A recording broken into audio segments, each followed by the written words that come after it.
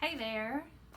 Um, I wanted to come talk today because I was going for a bike ride the other day and I got a little bit of inspiration about how the current state of politics, and that somehow includes even things like wearing masks, not wearing masks, um, how that climate, if you will, how I noticed it was affecting me, and some insight that came to me about how I need to handle that kind of stuff. Obviously, things are really intense right now with the political stuff and again the mask stuff. And I notice a lot of people are having a lot of reactions to that, right? They are getting in heated arguments, or they're just having a lot of stress and anxiety, even like looking at social media or watching the news or whatever. um, they're noticing like it's affecting them, and I was noticing it, affecting me as well. um, so on my bike ride, which has been really cool for me to get inspiration and insight on those, I was reminded of a guy named Viktor Frankl. If you haven't heard of him, totally look him up.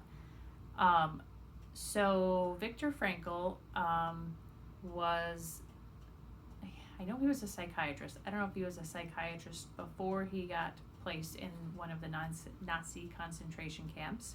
I think he was actually in several.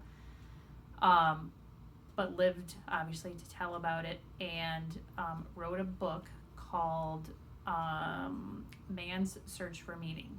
I had to look at my note because I didn't want to screw that part up.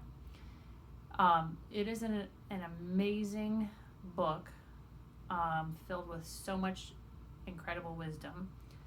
Um, so, one of the things that I remembered while I was on my bike ride was one of the greatest lessons that came out of Viktor Frankl's book and his life, having survived the Nazi concentration camps, um, was the idea that even in those dire circumstances where his physical freedom had obviously been taken from him and death could be coming at any moment, he realized that true freedom, not physical freedom, but true freedom, is something within, and that can't be taken from you. So I want to read the quote, and I wrote this down too because I didn't want to screw it up. So this is one of his many awesome quotes. Everything can be taken from man but one thing, the last of the human freedoms: to choose one's attitude in any given set of circumstances.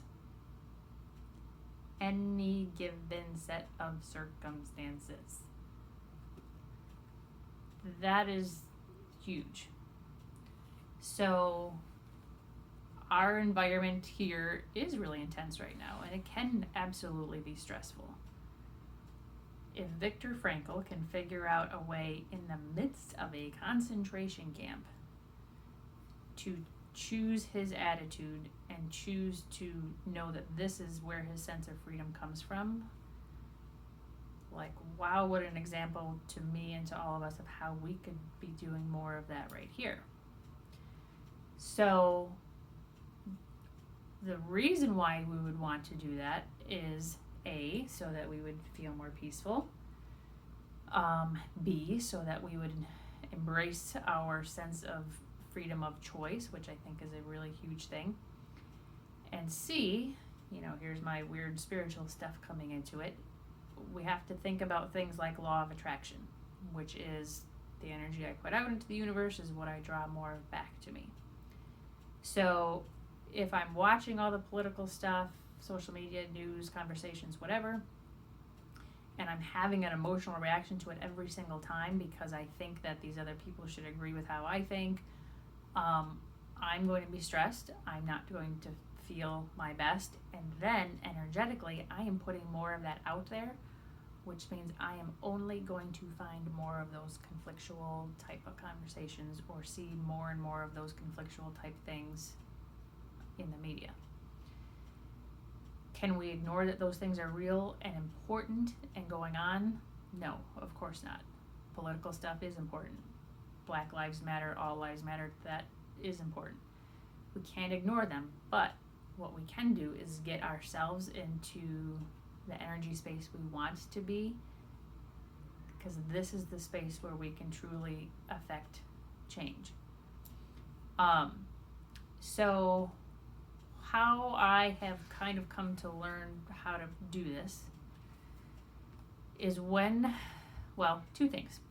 So sometimes if I am in a space of conflict with somebody that is viewing something very differently than me, sometimes what I have to do is remind myself, depending on the issue, how this person thinks and feels has nothing to do with me. I don't need them to agree with me. I am not gaining my sense of self-worth or my sense of safety from this person. So depending on the issue, that allows me to step back and go, wait, I don't need that person to agree. I'm going to choose my own alignment. I'm going to choose to feel good no matter what. When it comes to some of the bigger issues where we are talking about our literal physical health, our literal physical sense of freedom and well-being, it's a little bit harder to do that. To step back and go I don't care how you think and feel because I'm good over here. So sometimes what I have to do is within myself, and maybe out loud too, but certainly within myself, I have to figure out what is the lowest common denominator that I have with this person who I am disagreeing with. I feel like I'm going back to 6th grade math or something like that, which Lord knows we don't want to do that. What is the most basic thing that I can agree on with this person? So it might be, depending on where I'm at on something and where the other person's at on something, maybe the lowest common denominator is I can tell how important your sense of freedom of choice is to you, and I can tell how much abundance is really important to you. Those things are really important to me too. Maybe it's I can tell how important it is to you to look out and protect and take care of other people. That's important to me too. So when I can find the lowest common denominator, all of a sudden there's a little bit of connection. And again, it might just be only in my own head or what I feel in my body and not an out loud thing. That's okay. But in that moment, I can feel a sense of connection, which means I automatically feel my resistance go down. That is a good thing. It also helps me to have a sense of maybe compassion for the other person, which again, helps me to be in a more peaceful place. That is the goal. Our goal is to get ourselves into alignment, even when it's a hot button issue, because we only should be taking action for the things that are important to us from a place of alignment, not from a place of fierce fighting, which is so super hard right now. Enveloped in that too is I think it's super important to be really loud and passionate about what you want more of and not what you are against. Because again, law of attraction. So if I'm talking all the time about the things that I hate about other people or other belief systems or whatever, all I'm doing, where the attention goes, the energy flows. So all I'm doing is putting more energy on the things that I don't like, and I'm only going to get more of them. I want my attention to go on to things that feel good and that I want more of, because I want that stuff to grow and become more plentiful. So I think it's just important that we think about those things as we are dealing with all of these circumstances. And I think that the more often you work on your own alignment, same for me, the more often I'm working on my own alignment and I'm looking for the lowest common denominator things, I will find other people who are also looking for true unity, true connection, true embracing different sides of things, that kind of thing. When I was really reactive to all the conflict going on, all I was finding was more conflict. When I started working in very deliberate ways to work on my own alignment and to how I can find the lowest common denominator with these people, then I started finding other people that were kind of that same energy. This is how not only do I feel better, this is how I think we start to make change too, with ourselves, with our community, and maybe with our world too.